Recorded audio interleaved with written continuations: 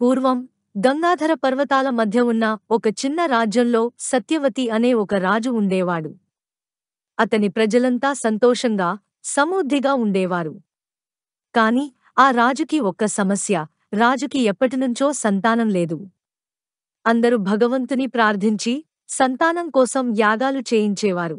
ఒకరోజు రాజు తన భార్యతో కలిసి పర్వతాలపై ఉన్న దేవాలయానికి వెళ్ళాడు. అక్కడ అతను గట్టిగా ప్రార్థించాడు. ఓ దేవా, నా వంశాన్ని కొనసాగించేందుకు ఒక ఆడబిడ్డ లేదా మగబిడ్డను ప్రసాదించు.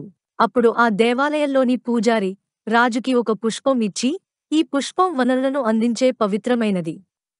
ఈ పుష్పం నీ సంతాన కోరికను తీర్చగలదు.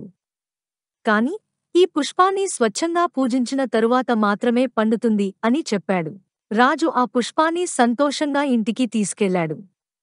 కాని ఆ పుష్పాన్ని పూజించే సమయంలో అనుకోని విఘ్నాలు ఎదురయ్యాయి. పుష్పం వాడిపోతుందని భావించిన రాజు చాలా భయపడ్డాడు. అలాంటి సమయంలో రాజకుమారి సుప్రియ అనే అమ్మాయి రాజుకు సలహా ఇచ్చింది. మహారాజా, ఈ పుష్పం పవిత్రమైనది, కాని నిజమైన పవిత్రత మన మనసుల్లో ఉంది. మనసులోని అహంకారం, తక్కువతనం అన్నిటినీ విడిచిపెట్టి పుష్పాన్ని ప్రేమగా చూసుకోవాలి. రాజు ఆ మాటలు విని తన ఆలోచనలను మార్చుకున్నాడు. అహంకారం లేకుండా పుష్పాన్ని ఆరాధించాడు. కొన్ని రోజుల తరువాత ఆ పుష్పం పుష్పించడంతో పాటు రాజమహిషి గర్భవతి అయింది. ఆ తరువాత సత్యవతి రాజుకు ఒక గొప్ప బిడ్డ పుట్టాడు.